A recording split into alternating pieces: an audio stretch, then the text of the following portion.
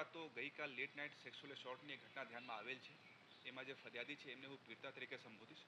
તો late night પોલીસનો ધ્યાનમાં એવી આવેલ હતા કે પીડિતા આપણા મિત્રને લક્ષ્મીપુરા વિસ્તારમાં આશરે 11:30 વાગે મળી હતી અને ત્યાંથી આ બંને લોકો ભેગા થઈને આપણા ટીપી વિસ્તાર ભાયલી ગામથી ભાયલી ફાટક આસપાસ સન માર્ટિન મેટ્રિક કાઉન્ટી જો સોસાયટી છે એની આજુબાજુમાં એ લોકો વાત કરવા માટે સ્કૂટીથી ગયા હતા અને લગભગ 12 વાગ્યાના અરીસામાં આ વિસ્તારમાં 2 બાઇક ઉપર 5 લોકો, એક બાઇક ઉપર 2 લોકો, બીજા બાઇક ઉપર 3 લોકો, એ લોકો આ બેને ત્યાં જોયા અને એ લોકો સાથે થોડી અભદ્ર ભાષામાં પહેલાં વાત કરી અને જેનો પ્રતિકાર આ લોકો કરતા, જે વિક્ટિમ છે, જે પીડિતા છે અને એમનો મિત્ર, આ બંનેનો પ્રતિકાર કરતા આ લોકોમાંથી 2 લોકો તો પહેલાં નીકળી ગયા હતા અને જે બાકી 3 લોકો રહી ગયા હતા આમાંથી એક માણસ પીડિતાનો મિત્રનો ગોંધી રાખ્યા હતા અને 2 લોકો પીડિતા સાથે દુષ્કર્મ આચર્યા હતા અને એ કરીને લગભગ 12:30ની આરીસામાં એ લોકો ત્યાંથી નીકળી ગયા હતા.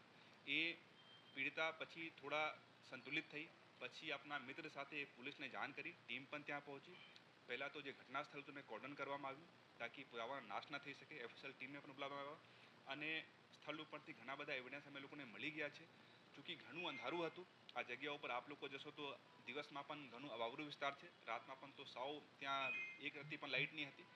તો એ લોકો જે એસેલેન્ટ્સ હતા, જે આરોપીઓ હતા, એમની ફેસ વગેરે એ લોકોને બહુ ખ્યાલ નહીં છે, બટ રફલી એ લોકો થોડું એ લોકોનું ફેસનું કટિંગ શું હતું, શરીરનો બાંધ શું હતું, એ લોકોની વાતોની શૈલી શું હતી વગેરે વગેરે એ લોકો પોલીસને થોડી માહિતી આપી છે.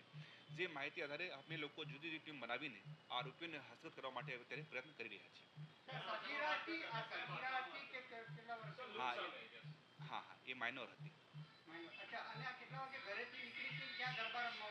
ગરબા સાથે આ ઘટનાનો કંઈ સંબંધ નહીં છે. બેન લગભગ ઘરથી 10:30-11:15 અરીસામાં નીકળી હતી. આપણા મિત્રને લક્ષ્મીપુરા વિસ્તારમાં આશરે 11 વાગે મળી હતી અને ત્યાંથી મિત્રનો સ્કૂટી ઉપર બંને ભેગા થઈને જો ભાયલી ટીપી વિસ્તાર છે એમાં લગભગ એ લોકો 11:15 આસપાસનો અરીસામાં પહોંચી ગયા. માતાએ જે ફરિયાદ નોંધાવી છે એમાં શું લખ્યું છે? ગરબા રમવા માટે જવું છું એવું કહીને નીકળી હતી? શું કહીને નીકળી? એ આપણા મિત્રને મળવા માટે ગઈ હતી.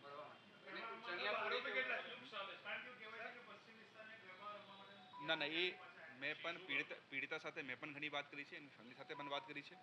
આ ઘટનામાં એ આપણા જે મિત્ર હતા, બાળપણનો મિત્ર હતા અને એ લોકોને નક્કી થયા કે આજ રાતે અમે લોકો થોડા ભેગા બેસીને વાતો કરીએ અને એ માટે એ લોકો ઓલા વિસ્તારમાં ગયા હતા. મેં આપણે જે વાત કરી ટોટલ 5 કહેવાય છે, બટ જેમાં 2 આરોપીઓનો માઇનર રોલ છે, જે શરૂઆતમાં થોડી અભદ્ર ભાષામાં વાત કરીને વહી ગયા હતા, બટ મેજર રોલ 3 આરોપીઓનો છે. નહીં, એ લોકો લઈ નહીં ગયા હતા, એ લોકો ત્યાં ડિવાઈડર ઉપર બેસા જ હતા અને ત્યાં વાતો કરતા હતા, ત્યારે એ લોકો 5 લોકો ત્યાં આવ્યા હતા. 2 લોકોને મેડિકલ અત્યારે થવાનું બાકી છે. દેખો, એ લોકો પોલીસ સ્ટેશન તો અંદાજે વહેલી સવારે 4-4:30ની અરીસામાં પહોંચી ગયા હતા, બટ માનો કે ચૂંકી પીડિતા અંડર એજ છે, એ પણ પોતે બહુ ટ્રોમામાં હતી, એમને પણ અમે લોકો ઘણી બધી કાઉન્સેલિંગ કરી, મહિલા સ્ટાફ પણ ઘણી કાઉન્સેલિંગ કરી. પછી જેટલું એમને રિકોલ થતા ગયા, આ આધારે અમે લોકો લગભગ 1.5-2 કલાક પહેલા ફરિયાદનો ફાઇનલ ડ્રાફ્ટિંગ થઈ ગયું છે. દેખો, ચૂંકી એ તો માનો કે આરોપી જ્યારે આઈડેન્ટિફાઈ થશે ત્યારે એમની નક્કર એ શું છે એ ખ્યાલ પડશે, બટ જેટલી વાતો થઈ છે, જેટલા માનો કે મિત્ર સાથે પણ વાત કરી છે, પીડિતા સાથે પણ વાત કરી છે, તો લાગે છે કે આરોપી અંદાજિત પુખ્ત વયનો છે અને 30-35 વર્ષનો અરીસાનો થવું જોઈએ.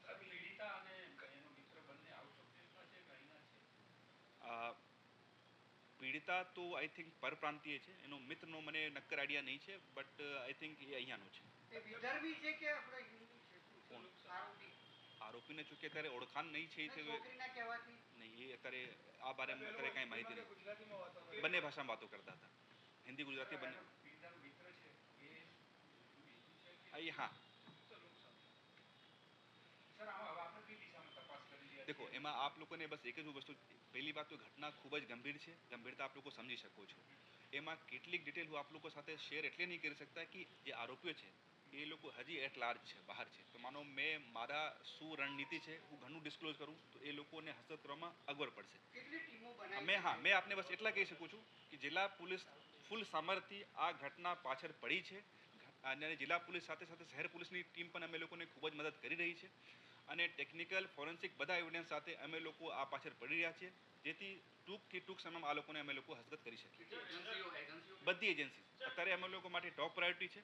મહિલા સંબંધો વિષય છે, સેક્સ્યુઅલ એસોલ્ટનો વિષય છે, તો આથી વધારે મહત્વપૂર્ણ અમે લોકો માટે બીજા કોઈ વિષય અત્યારે નથી.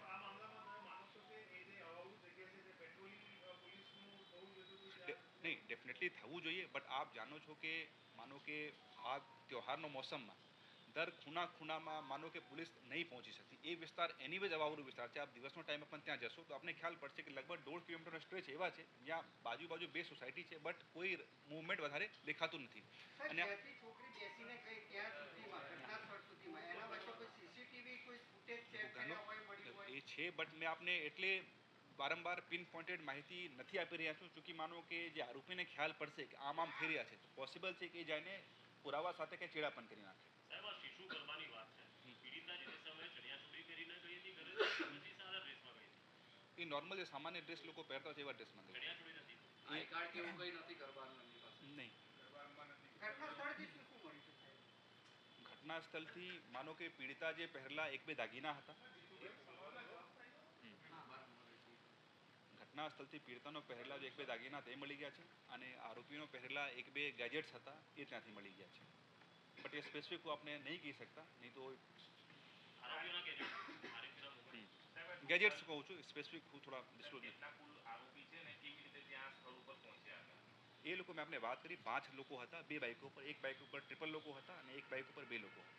સાહેબ, શિશુ ગરબાની વાત કેવી રીતે આવે? એ મતલબ એ મારી પાસે પણ એક ક્લેરિટી છે કે એની પેરેન્ટ્સ સાથે પણ મેં ઘણી વાત કરી છે, પીડિતા સાથે પણ મેં અને મારી ટીમ લગભગ કલાક વાત કરી છે. ઠીક છે, તો બાળપણનો ફ્રેન્ડ હતા, જેનો ફ્રેન્ડ હતા એમની સાથે મળવાની વાત થઈ હતી, ફરવાની વાત થઈ હતી અને એ લોકો ટીપી વિસ્તારમાં મળવા ગયા હતા.